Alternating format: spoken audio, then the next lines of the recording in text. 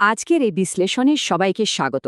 একবার চোখ বন্ধ করে কল্পনা করুন তো, এমন একটা জায়গায় আটকে পড়েছেন যেটা ঘুটঘুটে অন্ধকার, একেবারেই নিস্তব্ধ আর ভয়ঙ্কর রকম একাকী, যেখানে নিজের নিঃশ্বাসের শব্দটাও পাহাড়ের মতো ভারী মনে হচ্ছে। কোনো আলো নেই, পালানোর কোনো রাস্তাও নেই। ঠিক এই পরিস্থিতিটাই ছিল হজরত ইউনুস আলাইসাল্লামের, একদম গভীর হিমশীতল সমুদ্রের তলদেশে একটা বিশাল মাছের পেটে। আমরা সাধারণ মানুষ হলে হয়তো ধরে নিতাম ব্যাস এখানেই জীবনের শেষ, কিন্তু জানেন কি, এই চমকপ্রদ কাহিনীটি আসলে পতন আর সেখান থেকে অবিশ্বাস্য এক পুনরুত্থানের সবচেয়ে নিখুঁত রূপরেখা। আজ আমরা ঠিক এই জায়গাতেই ফোকাস করব, কিভাবে জীবনের একেবারে গভীরতম অন্ধকার থেকে আলোতে ফিরে আসা যায়। চলুন ব্যাপারটা একটু তলিয়ে দেখা যাক। আক্ষরিক অর্থে একটা বিশাল সামুদ্রিক প্রাণীর পেটে চলে যাওয়া মানেই তো গল্প শেষ, তাই না? কিন্তু এই আখ্যানটা যদি আমরা গভীরভাবে লক্ষ্য করি, তাহলে দেখব সেই অন্ধকার জায়গাটা আসলে কোনো কবর ছিল না। ওটা ছিল বেঁচে ফেরা আর চরম আধ্যাত্মিক জাগরণের জন্য এক অসাধারণ পাঠশালা। জীবনের সবচেয়ে বড় শিক্ষাগুলো হয়তো এরকম জায়গাতেই লুকিয়ে থাকে।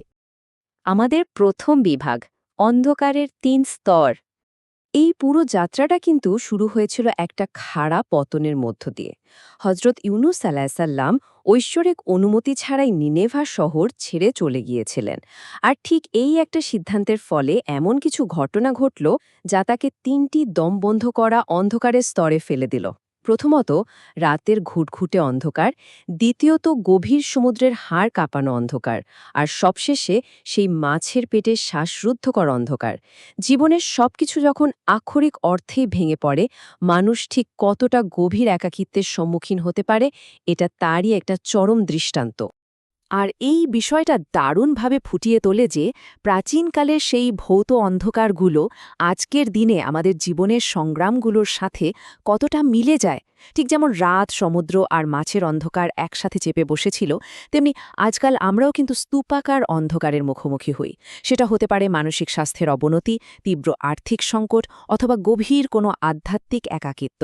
চারপাশের পৃথিবীটা যখন ছোট হয়ে আসছে বলে মনে হয়, তখন এই ছকটা আমাদের মনে করিয়ে দেয় যে এই ধরনের চরম একাকিত্ব আসলে যুগে যুগে চলে আসা একটা সর্বজনীন মানবিক অভিজ্ঞতা। আমরা একা নই। দ্বিতীয় বিভাগ, নিজের ভুল স্বীকার করা। ঠিক এই জায়গাটাতে গল্পের মোড় ঘুরে যায়। পতনের গ্রাফটা থেমে যায় আর শুরু হয় পুনরুত্থান, খুবই শক্তিশালী একটা কাজের মাধ্যমে। আচ্ছা, বিপদে পড়লে মানুষের স্বাভাবিক প্রবৃত্তি কি? অন্যকে দোষ দেয়া, তাই না? কিন্তু এখানে কি ঘটল সেটা একটু খেয়াল করুন। মাছের পেটে বসে সেই প্রচণ্ড ঝড়কে কিন্তু দোষ দেয়া হয়নি, বিশাল মাছটিকে অভিশাপ দেয়া হয়নি, এমনকি নিনেভাহার সেই একগুঁয়ে মানুষদের দিকেও আঙুল তোলা হয়নি। আসল উন্নতিটা ঠিক তখনই শুরু হয় যখন আমরা বাইরের প্রভাবগুলোকে দোষ দেয়া বন্ধ করে দৃষ্টিটা সরাসরি নিজের ভেতরের দিকে ঘোরাই। তাহলে সবচেয়ে গুরুত্বপূর্ণ বিষয়টা হলো ২ ধরনের মানসিকতার বিশাল পার্থক্য বোঝা। আমি ভুল করেছি এই কথাটা মেনে নেওয়ার মাধ্যমে কিন্তু আমরা একটা ত্রুটিপূর্ণ কাজের দায়ভার নিই, যা মুক্তির পথ খুলে দেয়। কিন্তু অন্যদিকে আমিই ভুল এই চিন্তায় আটকে গেলে সেটা একটা স্থায়ী কারাগার তৈরি করে ফেলে। নিজের অপরাধবোধকে আত্মমর্যাদা ধ্বংস করতে না দিয়ে নিজের ভুলটা স্বীকার করে নেওয়াই হলো এই অন্ধকার থেকে বেঁচে ফেরার সবচেয়ে বড় চাবিকাঠি। তৃতীয় বিভাগ, হৃদয়ের গোপন প্রার্থনা।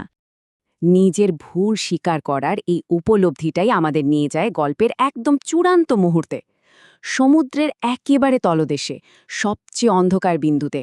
ওটা ছিল সম্পূর্ণ আত্মসমর্পণের এক গভীর মুহূর্ত। সেই পিষ্ট করা গভীরতা থেকে এমন একটা তীব্র কম্পন উঠে এসেছিল যা রীতিমতো আসমানকে কাঁপিয়ে দিয়েছিল। প্রার্থনাটি ছিল, লা ইলাহা ইল্লা আনতা সুবহানাকা ইন্নী কুনতু মিনাজ জালিমিন। অর্থাৎ, আপনি ছাড়া কোনো উপাস্য নেই, আপনি পবিত্র, নিশ্চয়ই আমি অপরাধীদের অন্তর্ভুক্ত। এটা কিন্তু শুধু একটা ঐতিহাসিক বাক্য নয়। জাগতিক সমস্ত রাস্তা যখন বন্ধ হয়ে যায়, তখন মুক্তির সবচেয়ে শক্তিশালী সূত্র হল এই দোয়া। এই প্রার্থনার ভেতরের অর্থটা ভাঙলে একটা দারুণ কৌশল বেরিয়ে আসে। এখানে নিরঙ্কুশ ঐশ্বরিক ক্ষমতার স্বীকৃতির সাথে মানুষের নিজস্ব দুর্বলতার একটা বিনয়ী আর সৎ স্বীকারোক্তির পারফেক্ট ব্যালেন্স রয়েছে। নিজের সীমিত আর ক্লান্ত শক্তি দিয়ে সব ঠিক করার চেষ্টাটা ছেড়ে দিয়ে যখন সীমাহীন ঐশ্বরিক ক্ষমতার কাছে পুরোপুরি আত্মসমর্পণ করা হলো, ঠিক তখনই সেই অলৌকিক উদ্ধারটা ত্বরান্বিত হল। সোজা কথায়, পরিস্থিতি নিজের কন্ট্রোলে রাখার যে একটা অবাস্তব আকাঙ্ক্ষা আমাদের থাকে সেটা পুরোপুরি ছেড়ে দেওয়া। চতুর্থ বিভাগ, শাস্তি নাকি সুরক্ষা। এখন সবচেয়ে চমকপ্রদ ব্যাপারটা কি জানেন? ওই আত্মসমর্পণের সাথে সাথে কিন্তু পুরো পরিস্থিতির প্রেক্ষাপট একদম উল্টে যায়। আখ্যানটা খুব দ্রুত ওপরের দিকে আলোর দিকে এগোতে থাকে। মাছের পেটকে একটা অন্ধকার কারাগার বা চরম শাস্তি হিসাবে দেখাটা খুবই সহজ, কিন্তু দৃষ্টিভঙ্গিটা একটু পাল্টে ফেলুন তো। সে মাছের বাইরে কি ছিল? একটা ভয়ঙ্কর ঝড়, উত্তাল সমুদ্র আর হিংস্র সব শিকারী প্রাণী।